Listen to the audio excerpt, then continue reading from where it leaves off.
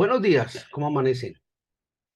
Bienvenidos una vez más a nuestra reflexión bíblica, desarrollada los días martes y jueves. En este día vamos a continuar con el libro de los Salmos. Vamos ya a abordar el Salmo número 54. Pero antes de abordar y de reflexionar un poco sobre el Salmo 54, hay dos elementos que a mí me llaman poderosamente la atención. Y es que en la Biblia, en el libro de los Salmos, hay una serie de términos que muchas veces uno va leyendo, pero la reflexión se queda corta, porque son términos de origen hebreo que no tienen traducción. Entonces uno va pasando por encima y uno dice, ah, caramba, y entonces, ¿y aquí qué quiere decir? ¿Y aquí qué me están diciendo? ¿Y aquí qué? Uno de esos términos que con frecuencia uno pasa por ahí y que ya habíamos explicado es el término Selah, que hemos hablado muchas veces. Selah es una invitación a piense en esto, reflexione en esto, medite en esto, gástele dos o tres neuronas a esto y piense, ¿sí? Muchos de esos salmos dicen Selah. Y no está regado por todas partes, o sea, no es indiscriminado, sino que está en ciertos apartes de los salmos donde sueltan, donde exponen una determinada condición y le dicen, ojo con esto, piensen esto. Otro de esos elementos y que personalmente pasé por encima de él muchas veces sin saber qué quería decir, simplemente confiando en mi poco conocimiento o en mi torpeza pensaba yo, bueno, eso debe ser un personaje, ¿sí?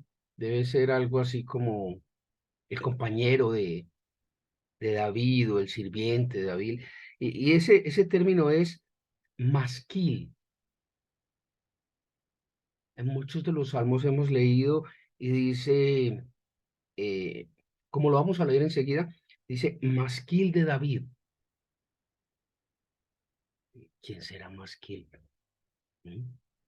Bueno, pues es una palabra hebrea que aparece en algo así como 15, 17 salmos, no aparece más. Masquil de David es instrucción de David, aunque realmente no hay una traducción muy precisa, muy exacta desde el hebreo para este término. Una de las adaptaciones lingüísticas que mejor encaja dentro de los eruditos de la lengua hebrea y de la interpretación bibliológica y teológica es que masquil se puede adaptar lingüísticamente como la palabra instrucción. Entonces, cuando nos dicen masquil de David, lo que nos están diciendo es una instrucción de David,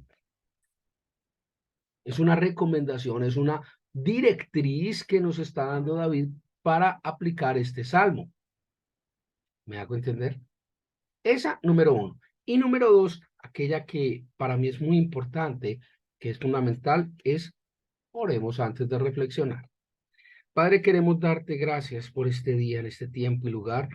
Gracias, Señor, porque nos has dado tanto el querer como el hacer en torno de tu palabra. Gracias, Padre, por todo cuanto nos has dado, nos has permitido, nos has ministrado, Señor. Gracias, Padre, porque conforme tu luz y directriz a través de tu Santo Espíritu, hemos logrado acercarnos a ti. A través de tu palabra hemos caminado. Concédenos, Señor, sabiduría, dominio propio. Concédenos, Señor, la guía de tu Santo Espíritu para poder ser testigos fieles de tu gloria, de tu misericordia, de tu presencia en nuestras vidas. Que cada actividad, cada pensamiento, cada palabra sean para gloria de tu nombre. Revísanos, ministranos, evalúanos, Señor. Fortalécenos, Padre. Llénanos, Señor, de tu santa palabra. Llénanos, Señor, de tu instrucción. Aparta, Señor, nuestras vidas de toda ocasión de riesgo, mal, peligro, acechanza, pecado. Haznos saber, Señor, que la tentación es permanente, pero el pecar es opcional.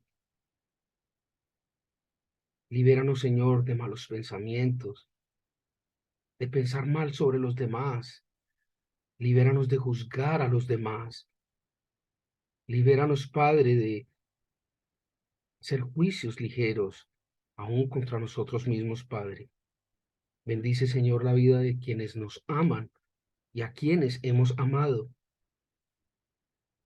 Guíanos, Señor, en nuestra labor, en nuestro oficio, en nuestras habilidades que tú nos has dado, Padre, para que cada una de ellas sea motivo de alabanza a tu nombre. A ti, Señor, clamamos en el nombre de Jesucristo, nuestro Señor y Salvador. Amén. Muy bien. Vamos, les decía, a hablar un poco hoy, a leer, a reflexionar sobre el Salmo número 54. Sí, nosotros nos hemos fijado del Salmo 49, 48 aproximadamente, es decir, desde que iniciamos el segundo de los textos del libro de los Salmos, hemos ido encontrando una hilaridad, hemos ido encontrando una concatenación entre unos y otros. Hemos visto que este segundo libro, al menos hasta lo que ahora hemos visto, hemos evaluado, hemos reflexionado, tiene que ver con tres elementos. El primero de ellos es que habla mucho del juicio hacia los hombres malos de parte de Dios, no de parte de David. Segundo, habla mucho de la protección de Dios hacia David por la obra de estos hombres malos. Y tercero, David insiste en algo que hay en el libro primero, muy reiterativamente, y es determinar, establecer claramente quién soy yo, quién es Dios. Esos tres elementos los vemos de corrido, muy hilados, muy concatenados durante el desarrollo de este segundo texto del libro de los Salmos. Y el Salmo 54 no es la excepción a ello. El Salmo 54 es una plegaria de David, es una oración pidiendo protección contra los adversarios, los enemigos, los que hacen cuadritos su vida. Y tiene que ver con un evento muy particular, y es cuando eh, a Saúl se le consulta si David estaba por ahí. ¿Está David en nuestra tierra? Veamos, ¿cuál es ese masquil? ¿Cuál es esa instrucción frente a toda esta situación? Salmo 54, al músico principal en Neguinot, masquil de David, cuando vinieron los cifeos y dijeron a Saúl, ¿no está David escondido en nuestra tierra? Oh Dios, sálvame por tu nombre y con tu poder defiéndeme. Oh Dios, oye mi oración. Escucha las razones de mi boca, porque extraños se han levantado contra mí y hombres violentos buscan mi vida. No han puesto a Dios delante de sí. Selah. He aquí, Dios es el que me ayuda. El Señor está con los que sostienen mi vida. Él devolverá el mal a mis enemigos. Córtalos por tu verdad. Voluntariamente sacrificaré a ti. Alabaré tu nombre, oh Jehová, porque es bueno, porque Él me ha librado de toda angustia y mis ojos han visto la ruina de mis enemigos.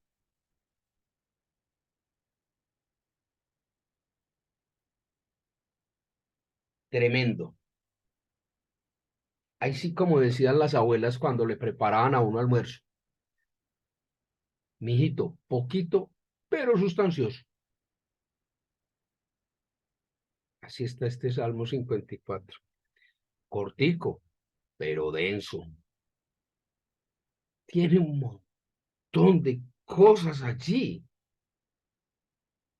que nos podríamos dedicar todo el día a reflexionar sobre el Salmo 54. Y no tiene sino 7 versículos corticos. Y de cada uno de ellos se desprende toda una reflexión, toda una prédica, toda una charla, todo un análisis que hacer. Tremendo. La sola introducción, ya, ahí, cayó el palo y mató al hombre. Ya. Dice, oh Dios, sálvame por tu nombre. Ya, de entrada. Yo soy salvo por la obra de Jesús. Solo por el nombre de Dios. Esto deja por fuera cualquier otra acción, cualquier otra obra, cualquier otra condición que me pueda dar salvación. Solo es el nombre de Dios lo que me puede salvar. Miren el punto al que llega David. Miren el punto al que llega David.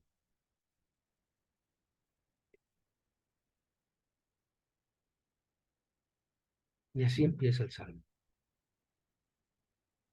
Sálvame por tu nombre. David reconoce, o sea, cero, no hay nada. Solo es el nombre de Dios que me puede traer salvación. Y David no dice, listo, me voy a parar a batallar, estoy lleno de ánimo. No, no, no, no. Casi que en una posición cómoda, David en su clamor le dice, y con tu poder, defiéndeme. Eres tú el que me defiende, no soy yo. Me estoy haciendo entender con la magnitud del planteamiento. No hay absolutamente nada que usted pueda hacer para ser salvo y victorioso. Es solo el poder de Dios que lo hace. Y ese poder se traduce en misericordia. Y mucho cuidado, no vamos a confundir cosas. No vamos a confundir el estar así quietecito, enrocado, porque Dios va a hacer. A veces hay que hacerlo, pero David está siendo diligente. ¿Y en qué está siendo diligente David? Está orando. Está reconociendo su infinita pequeñez frente a Dios. Está diciendo a Dios, mira la condición en la que estoy. Ayúdame, defiéndeme, sálvame tú, por tu obra, no por la mía. Y eso es tremendamente diligente. Y aquí nos encontramos de frente contra un muro de esos grandes, un muro, una muralla. Y es que esto echa por tierra totalmente el versículo bíblico que no está en la Biblia. Ayúdate, que yo te ayudaré. ¿Ah? Eso no es bíblico. No hay nada que usted pueda hacer. A Dios rogando y con el mazo dando. Tampoco está en la Biblia. No está. Usted, como yo, la única función es sea diligente. Ubíquese. ¿Quién es usted? ¿Quién es Dios? ¿Qué puede hacer Dios? ¿Qué puede hacer usted? Y lo primero, la primera recomendación, el primer masquil que nos da David es ore y reconozca su lugar. Si seguimos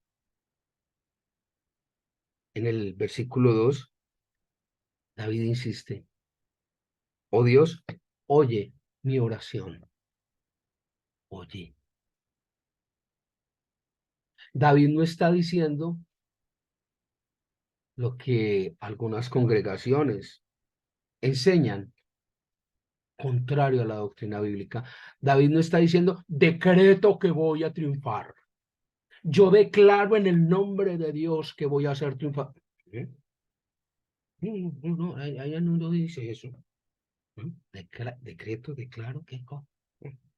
¿Ah? ¿Que si barbado? No. No, ahí no dice eso.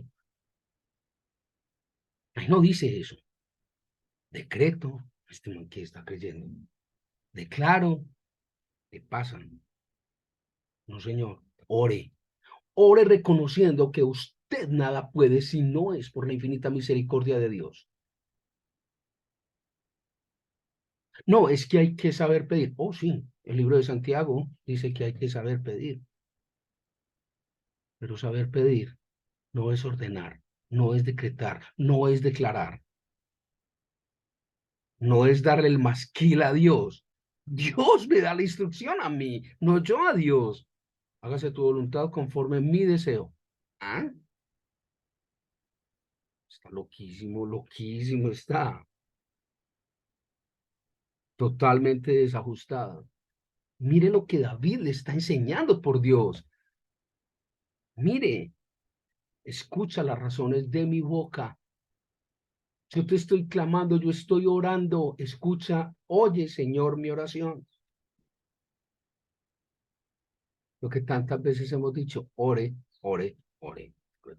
Y después de que haya orado, vuelva a orar, vuelva a orar, vuelva a orar. Y después de que haya vuelva a orar, siga orando. Haga de su existencia una oración.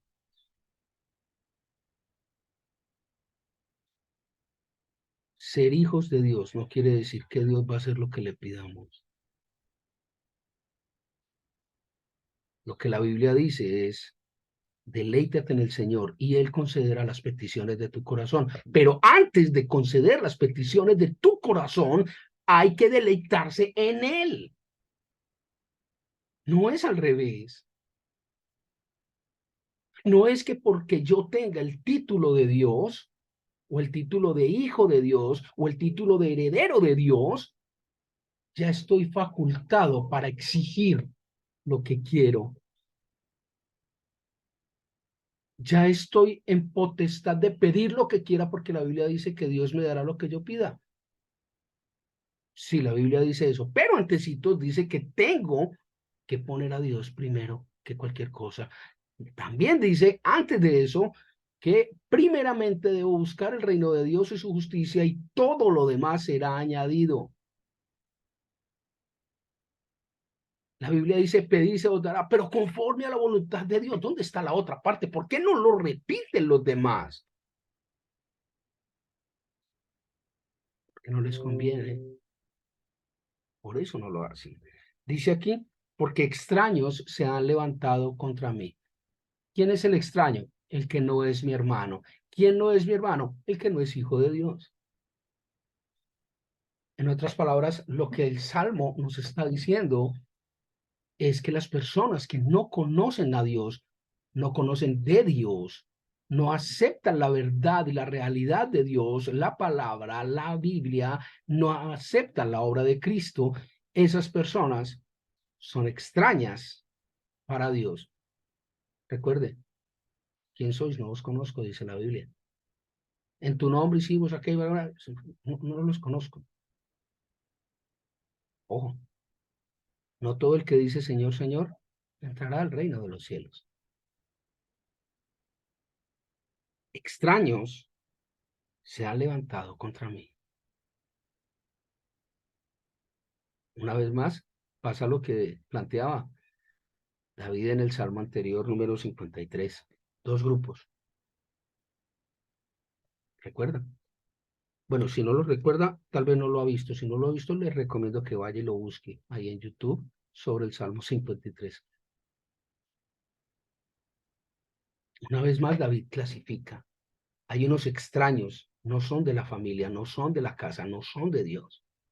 Y esos son los que atentan, los que se levantan contra mí. Por eso David está orando. Por eso David dice, con tu poder defiéndeme. Yo no me voy a defender. Yo no tengo por qué hacer cosas para recibir la obra de Dios. Por el contrario, como yo recibo la obra de Dios, eso me permite hacer cosas.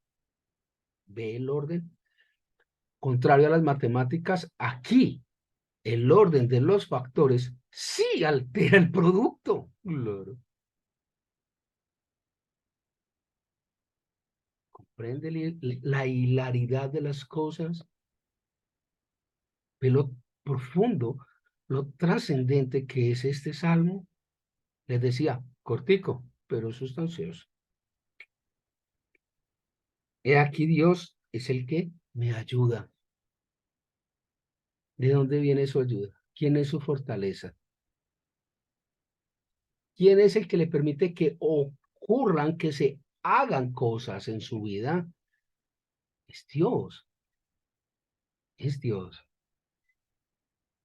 No es su fuerza, no es su capacidad, no es su obra, es la de Él. Es la que Él hace, no es la que yo hago. Él es el que me defiende, no soy yo. ¿Comprende? Dice, el Señor está con los que sostienen mi vida. Una vez más se hace la diferencia. Quienes sostienen la vida, quienes nos apoyan, quienes nos orientan. Acuérdese que en la Biblia se habla de la vida, haciendo referencia a la vida espiritual, a la vida en Cristo, y habla de la muerte, haciendo referencia a la muerte espiritual. Les recuerdo, Romanos 12, la paga del pecado es muerte. No quiere decir que si usted cometió un pecado, inmediatamente le da un infarto, se muere. No, no, no. Esto está lleno de pecadores y nadie se ha muerto de infarto. No, por eso. ¿Me hago entender? La paga del pecado es muerte, muerte espiritual. ¿Comprende?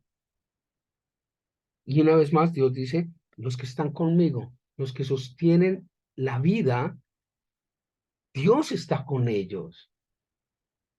Por el contrario, los que se levantan contra mí, los que están en mi contra, esos son extraños. Una vez más, David, de manera hilada y coherente, muestra dos grupos. Una vez más lo hace. Y aquí hay como un segundo bloque del Salmo, una segunda parte del Salmo. Y es, bueno, ¿y qué pasa con esos extraños? ¿Y qué pasa con esos que no están con la vida? ¿Y qué pasa con esos que son malos? Ah, pero yo no mato a nadie, yo no le robo a nadie, yo... Ah, siempre hay una explicación para todo, siempre hay una justificación para todo. Absurdo. Entonces yo soy bueno porque no mato a nadie, porque no robo, porque la Biblia dice otra cosa. Pero ¿qué pasa con esos que son, de acuerdo al contexto bíblico, malos? Sencilla. Pasan dos cosas y las dos son fuertes. La primera cosa la vemos allí en el versículo quinto de este Salmo 54. Y dice, Él, Dios, devolverá el mal a mis enemigos. ¿Quiénes son los enemigos? Los extraños. Miren la hilaridad de las cosas. Él les va a devolver ese mal. Él se va a encargar de que todo eso se les devuelva. ¿Quién? Dios, no yo. Dios. Y termina este versículo quinto con una cosa súper fuerte. Dice, córtalos por tu verdad, no por la mía. Yo no soy el que hace el juicio. Yo no soy el que deja caer el hacha para cortarlos. Eres tú, es por tu verdad que van a caer, no por la mía. Es por tu verdad. Es tu verdad la que va a hacer justicia, no soy yo. Y eso sí, nosotros somos felices dando dedo, haciendo juicios, levantando el hacha, siendo ligeros. Bueno, estamos en la generación de lo light, de lo ligero. y nos hemos vuelto de una ligereza para hacer juicios contra los demás. Y el problema es que no queremos que hagan juicios contra nosotros. Ah, pero si soy yo, es que yo sí sé, es que yo sí soy justo. Ok. La Biblia dice otra cosa, pero dale, a gustos los colores, dice la adagio. Ve usted. Y cuando esto pase, cuando Dios haga justicia sobre los extraños, David dice voluntariamente, o sea, no necesito que me pidas, no necesito que me instruyas en eso, porque voluntariamente sacrificaré a ti, alabaré tu nombre, oh Jehová, porque es bueno. En otras palabras, cuando David se ha entregado a David, perdón, cuando David se ha entregado a Dios, cuando Dios ha obrado en su vida, cuando Dios ha hecho justicia, consecuencia de eso, David hace lo bueno. ¿Qué es lo bueno? Alabar a Dios, honrar a Dios, eh, sacrificar en nombre de Dios, para Dios, comprende. David no hizo esto para obtener aquello, no. Cuando Dios hizo aquello, como consecuencia de eso, David encuentra lo bueno en él para Dios. El orden de los factores sí altera el producto. Por último, dice, porque él me ha librado de toda angustia. ¿Quién? Dios libró a David de toda angustia. Porque Dios, él me ha librado de toda angustia y mis ojos han visto la ruina de mis enemigos.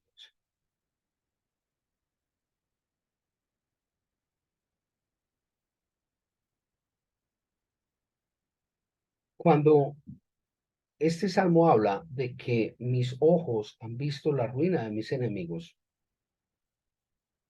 culturalmente hay muchas frases para esto. Mucha gente habla de justicia del cielo, otros hablan la vida cobra, otros hablan de que nadie se va con cuentas pendientes, lo que hagas aquí se paga aquí, pero la verdad es que lo que hay detrás de todo esto simplemente es la justicia y la misericordia de Dios.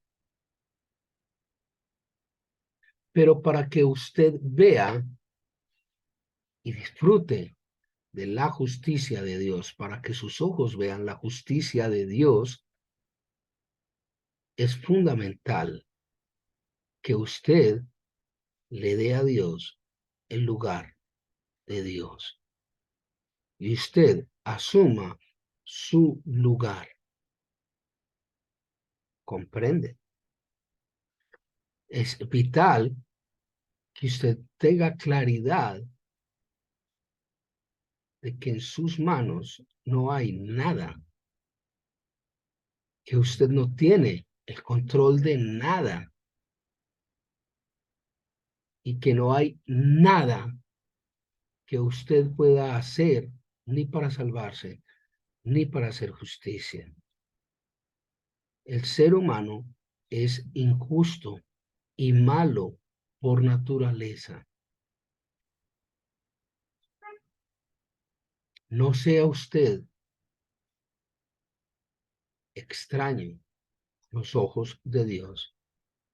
Más bien, revise, escudriñe las escrituras, escudriñe la palabra de Dios, conozca a Dios, reconozca y aprenda quién es Dios y reconozca quién es usted ante Dios. Los salmos han insistido mucho en esto. ¿Será que es importante para Dios?